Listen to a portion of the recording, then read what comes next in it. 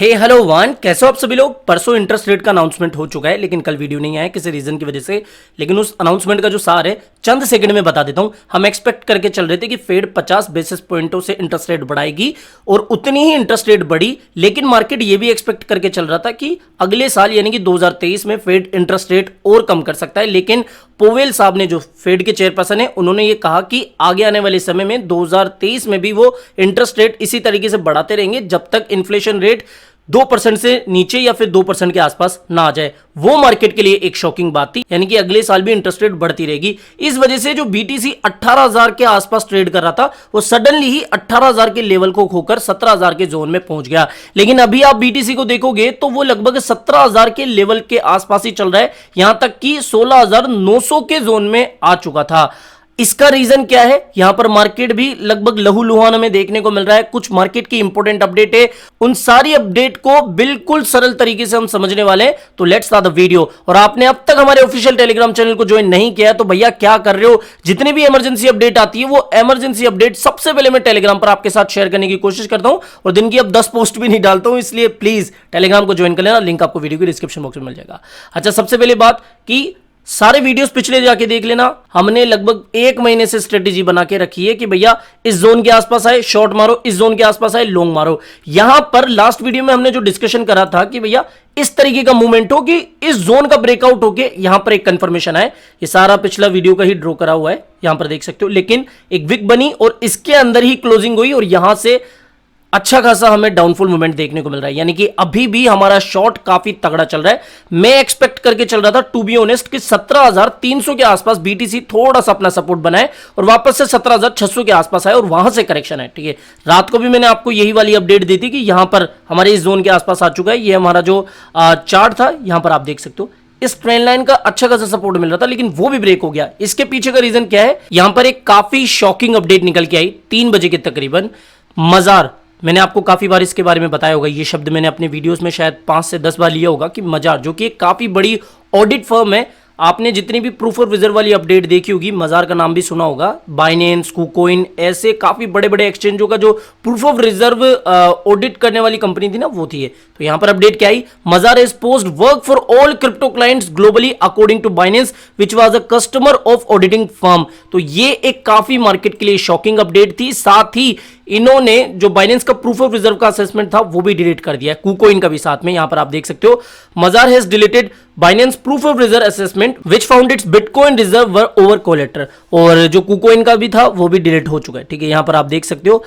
तो टेंशन वाली बात है कि इसको लेकर देखो, अभी तक तो कोई साफ अपडेट नहीं आई है कि इन्होंने क्यों अपनी क्रिप्टो से रिलेटेड सर्विसेज बंद कर दी है। हालांकि ये एक काफी बड़ी कंपनी है जो कि ऑडिट, टैक्स, एडवाइजरी भी देखती है। ठीक है, लेकिन कहीं ना कहीं मार्केट में इसका भी एक नेगेटिव असर पड़ा। हालांकि सीजे बाइनेंस ने भी एक ट्वीट करा जो कि इससे थोड़ा रिलेट करता हुआ हमें दिख रहा है, blockchain are public permanent record, it's the most auditable ledger. तो यहां पर थोड़े समय के अंदर आपको और क्लियर अपडेट मिल जाएगी, टेलीग्राम पर मैं शेयर कर दूंगा। इसके अलावा एक और थोड़ी नेगेटिव अपडेट आई कि रशिया ने एक काफी बड़ी अनदर मेजर मिसाइल से अटैक करा यूक्रेन के ऊपर।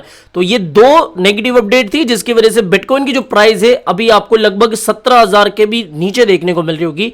16,990 के तकरीबन आ चुकी है जब मैं इस वीडियो को बना रहा हूं। ठीक है, तो यहां पर ये दोनों नेगेटिव अपडेट का असर हमें देखने को मिला। यहां पर अगर आप इन वेल्स एक्टिविटी को भी चेक करोगे ना, ये जो मैं डेटा बता रहा हूं वो दुनिया की तीसरी सबसे बड़ी इंडिविजुअल वेल का डेटा है। इतने दिनों से आप देखो, 10 तारीख, 14 तारीख, इतने दिनों से ये बाय बाय कर रही थी। हालांकि 1000-2000 बीटीसी सेल भी कर रही थी, लेकिन उनकी क्वांटिटी कम थी, बाय क्वांटिटी ज्यादा थी। लेकिन आप देखो यहां पर, ठीक है, 16 तारीख से ही देखना शुरू करो कि यहां पर जो वेल है वो अब सेलिंग ज्यादा कर रही है।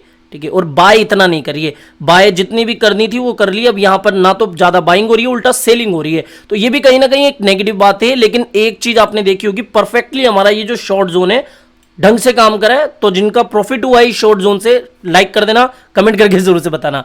अच्छा, कुछ और अपडेट की बात करें। अच्छा, ये वाली अपडेट तो मैंने सेकंड चैनल पे कवर कर दी कि डोनाल्ड ट्रंप जो है वो अपनी एनएफटी वगैरह लॉन्च कर चुके हैं। ये सब दोगलापन है, अश्लील ग्रोवर की याद आ गई। 2019 में ये नेगेटिव बोलते थे और अब पॉजिटिव हो गए, एडॉप्शन बता रहे हैं। इसके अलावा यहां पर आप ये भी देखोगे ना कि जो यूरोपियन सेंट्रल बैंक है उन्होंने भी सेम 50 बेसिस पॉइंटों से अपनी इंटरेस्ट रेट बढ़ाई है, जो कि कहीं ना कहीं एक्सपेक्टेशन तो था, लेकिन आगे आने वाले समय में भैया ये और भी बढ़ा सकते हैं। तो ये एक गड़बड़ वाली बात थी। इसके अलावा यहाँ पर बाइनेंस का जो प्रूफ ऑफ रिजर्व है, ग्लास नोड का डेटा निकल गया है जो कि अभी अंडर रिपोर्टिंग। इसके अलावा क्रिप्टो क्वांट जो है उन्होंने ये कह दिया है कि भैया देखो FTX जैसा हाल तो होने वाला नहीं है इनका, और वही सेम बात मैं भी आपसे कह रहा हूं कि FTX जैसा हाल इसका नहीं होगा। FTX अलग केस था और ये अलग केस है, ठीक है। तो यहां पर बाइनेंस क्रिप्टो क्वांट के अकॉर्डिंग भी वेरीफाइड है, इनका प्रूफ ऑफ रिजर्व भी वेरीफाई है, तो डरने वाली तो कोई बात है ही नहीं। और बाइनेंस के जो CEO है उन्होंने भी यही कहा है कि भैया हम फाइनेंशियली स्ट्रॉन्ग है और घबराने वाली कोई बात नहीं है, और अगर आपको फिर भी हमारा एक्सचेंज यूज नहीं करना तो आप ट्रस्ट वॉलेट यूज कर लीजिए, खुद बाइनेंस ने ऐसा कहा था। अगली अपडेट की बात करें तो एक काफी शॉकिंग और इंटरेस्टिंग बात है। बाइनेंस जो है ना ट्विटर एक्विजिशन में 500 मिलियन डाला है, ठीक है, मतलब 500 मिलियन डॉलर का इन्वेस्टमेंट इन्होंने किया हुआ है, लेकिन फिर भी इन्होंने इलॉन मस्क ने फॉलो नहीं करा। OKX जो है इसको फॉलो कर लिया रिसेंटली इन्होंने फॉलो करा है OKX एक्सचेंज के ट्विटर हैंडल को। तो ये भी इंटरेस्टिंग और थोड़ा सा सोचने पर मजबूर करने वाली बात है कि यार OKX जैसे एक्सचेंज को इन्होंने क्यों फॉलो किया, कहीं ये भी कुछ ट्रेडिंग वगैरह इसमें तो नहीं करते।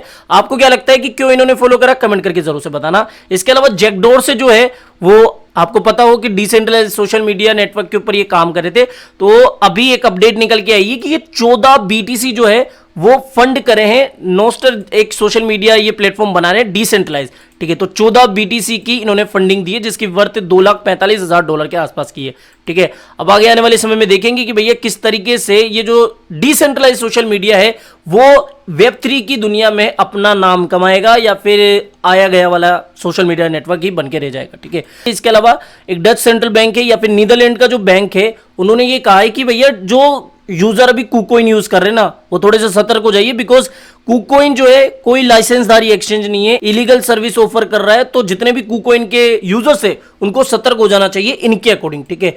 तो यहां पर ये वाली अपडेट है, और मैं तो सिंपल सी एक बात कहता हूं भाई साहब, ट्रेडिंग जितना अमाउंट, और ये 10 बार कह दिया, 11वीं बार और बोल देता हूं कि भैया ट्रेडिंग जितना अमाउंट ही सेंट्रलाइज एक्सचेंजों के ऊपर रखो, बाकी डिसेंट्रलाइज एक्सचेंज की तरफ चल जाओ। मेटामास्क हो गया, मेटामास्क भी यूज नहीं करना तो ट्रस्ट वॉलेट चल जाओ, ट्रस्ट वॉलेट भी नहीं यूज करना तो कोई और ऑप्शन ले लो। बहुत सारे ऑप्शन पड़े हैं मार्केट में, कम से कम यूज तो करो, लेकिन हाँ बड़ा फंड डिसेंट्रलाइज एक्सचेंज के ऊपर ही रखना चाहिए। मैं पता नहीं 11वीं 12वीं कितनी बार बोल दिया ये बात, तो ये बात थी। बाकी यही मार्केट की इंपॉर्टेंट अपडेट थी जो कि मुझे लगा आपके साथ शेयर करनी चाहिए। अभी अगर आप मुझसे पूछोगे कि भैया करंट सपोर्ट कहां बन रहा है, तो यही हमारा जोन है, ठीक है। और जो पोवेल साहब की स्पीच थी ना वो झटका देने वाली बात थी, तो इसकी वजह से भी मार्केट कहीं ना कहीं अब करेक्शन और ले सकता है, ठीक है। और जैसा मैंने आपको बताया था एक रिपोर्ट में कि वेनेक करके एक इन्वेस्टमेंट फर्म है जिनका मानना है कि 2023 के क्वार्टर फर्स्ट में बिटकॉइन 10-12 हजार डॉलर तक भी जा सकता है। मैं नहीं कह रहा हूं, उन्होंने कहा है, ठीक है। क्या लगता है आपको, कमेंट करके बताना।